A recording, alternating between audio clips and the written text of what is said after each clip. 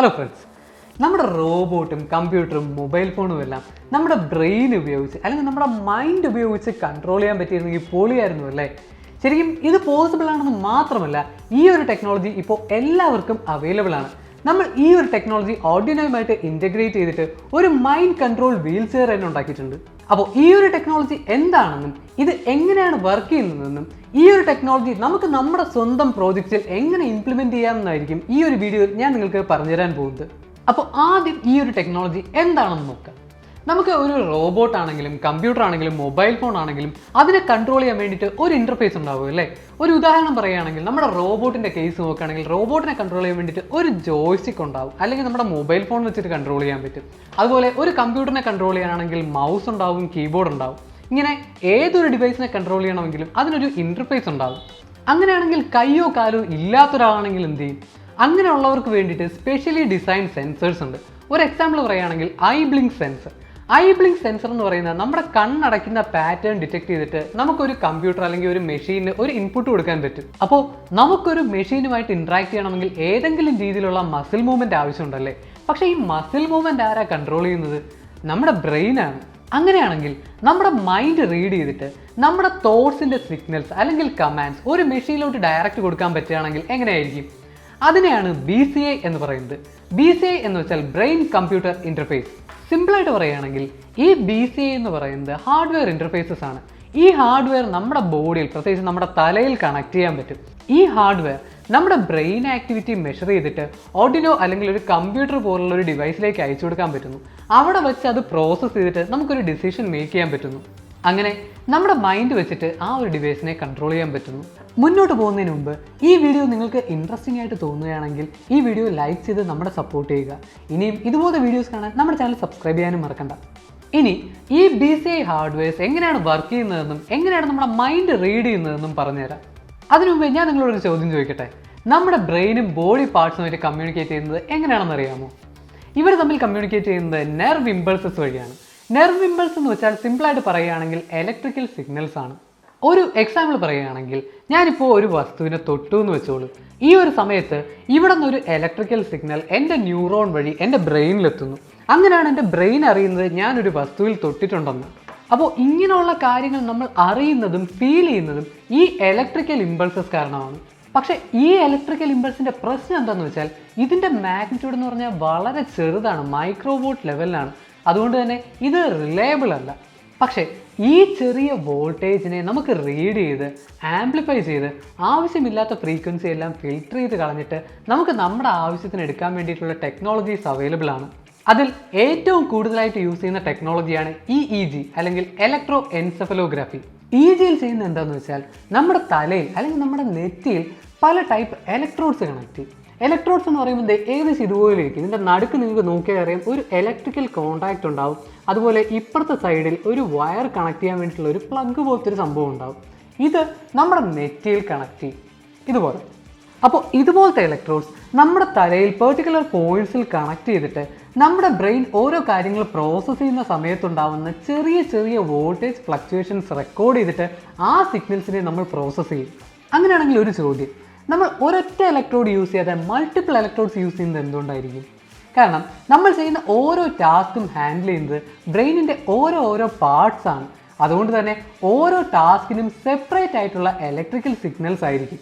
ഒരു എക്സാമ്പിൾ പറയുകയാണെങ്കിൽ നമ്മൾ നടക്കുമ്പോൾ ഉണ്ടാകുന്ന ഇലക്ട്രിക്കൽ സിഗ്നൽസ് ആയിരിക്കത്തില്ല നമ്മൾ വാട്സാപ്പിൽ ഒരു മെസ്സേജ് ടൈപ്പ് ചെയ്യുമ്പോൾ ഉണ്ടാകുന്നത്. അങ്ങനെ നമ്മുടെ ഓരോ ടാസ്കിനും ഉണ്ടാകുന്ന യുണീക്ക് ആയിട്ടുള്ള ഇലക്ട്രിക്കൽ സിഗ്നൽസ് പാറ്റേൺ കണ്ടുപിടിച്ചിട്ട് നമ്മൾ അതിനെ പ്രോസസ്സ് ചെയ്യുന്നു. അപ്പോൾ അങ്ങനെയാണ് ഈ EEG എന്ന് പറയുന്ന സാധനം വർക്ക് ചെയ്യുന്നത്. പക്ഷേ നമ്മളിപ്പോൾ പറഞ്ഞ പോലെ പ്രാക്ടിക്കലി ഇതത്ര സിമ്പിൾ അല്ല. കാരണം എന്താണെന്ന് വെച്ചാൽ നമ്മൾ നേരത്തെ പറഞ്ഞതുപോലെ ഈ EEG സിഗ്നൽസ് എന്ന് പറയുന്നത് മൈക്രോവോൾട്ട് ലെവലിലായിരിക്കും. അതുകൊണ്ട് തന്നെ ഇതിൽ ഒരുപാട് നോയ്സ് ഉണ്ടാവും. നമ്മൾ ഈ മൈക്രോവോൾട്ട് ലെവലിലുള്ള സിഗ്നൽ എടുത്തിട്ട് ആംപ്ലിഫൈ ചെയ്യുന്നു. അത് കഴിഞ്ഞിട്ട് നമുക്ക് ആവശ്യമില്ലാത്ത ഫ്രീക്വൻസി എല്ലാം റിമൂവ് ചെയ്ത് കഴിഞ്ഞിട്ട് ബാക്കിയുള്ള സിഗ്നൽസിനെ മാത്രമേ നമുക്ക് പ്രോസസ്സ് ചെയ്യാൻ പറ്റത്തുള്ളൂ. അപ്പോൾ ഈ സിഗ്നൽസിലെ മെഷീൻ ലേണിംഗ് അൽഗോരിതംസ് ഉപയോഗിച്ചിട്ട് ഓരോരോ യുണീക്ക് പാറ്റേൺസ് ഉപയോഗിച്ചിട്ട് ഈ പാറ്റേണിനെ നമുക്ക് ഓരോ ഫങ്ഷൻസ് അസൈൻ ചെയ്ത് കൊടുക്കാൻ പറ്റും. അപ്പോൾ ഇങ്ങനെയാണ് BCI ടെക്നോളജി വർക്ക് ചെയ്യുന്നത്. ഈ BCI ടെക്നോളജിയുടെ ഏറ്റവും ആദ്യത്തെ ആപ്ലിക്കേഷനാണ് P300 സ്പെല്ലർ. ഈ P300 സ്പെല്ലറിൽ എന്താ സംഭവിക്കുന്നതെന്ന് വെച്ചാൽ ഒരു മോണിറ്ററിൽ എല്ലാ ആൽഫബറ്റ്സും റോയിലും കോളത്തിലും അറേഞ്ച് ചെയ്തിട്ടുണ്ട്. ഇത് യൂസ് ചെയ്യുന്ന ആൾ എല്ലാ ഇലക്ട്രോഡ്സും കണക്ട് ചെയ്തിട്ട് ഈ മോണിറ്ററിൻ്റെ ഫ്രണ്ടിൽ ഏത് വേർഡാണോ ടൈപ്പ് ചെയ്യേണ്ടത് അല്ലെങ്കിൽ ഏത് ക്യാരക്ടറാണോ ടൈപ്പ് ചെയ്യേണ്ടത് അത് മനസ്സിൽ വിചാരിച്ചിട്ട് മോണിറ്ററിൽ തന്നെ നോക്കിയിരിക്കുന്നു.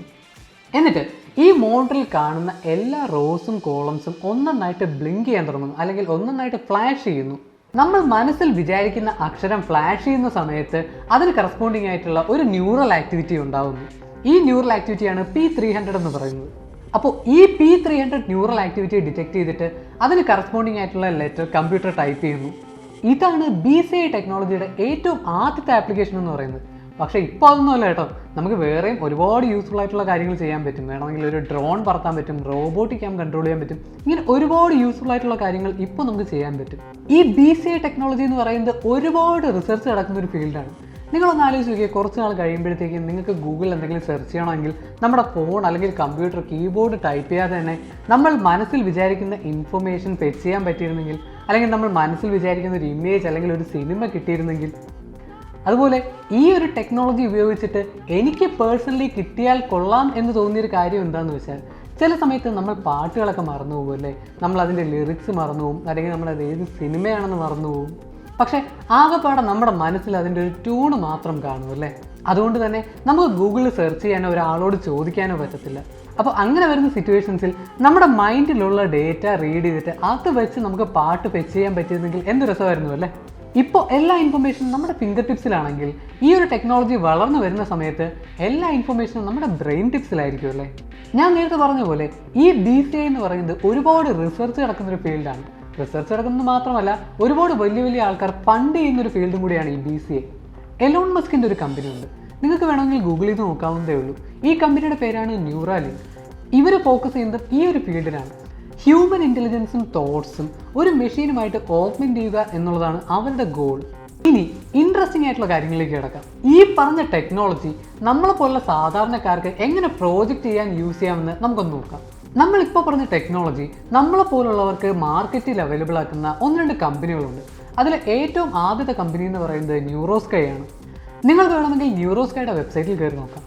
നമ്മളെപ്പോലുള്ള DIY പ്രോജക്ട്സ് ചെയ്യുന്നവർക്ക് വേണ്ടിയിട്ട് പലതരം BCI ഹാർഡ്വെയർസ് അവർ മാർക്കറ്റിൽ ഇറക്കിയിട്ടുണ്ട്. അതിൽ ഒരു പ്രോഡക്റ്റാണ് ന്യൂറോസ്കൈ മൈൻഡ് ഫ്ലെക്സ്. ശരിക്കും ഈ മൈൻഡ് ഫ്ലെക്സ് എന്ന് പറയുന്നത് ഒരു ഗെയിമാണ്. അതിനകത്ത് ഒരു ഹെഡ് ബാൻഡ് ഉണ്ട്.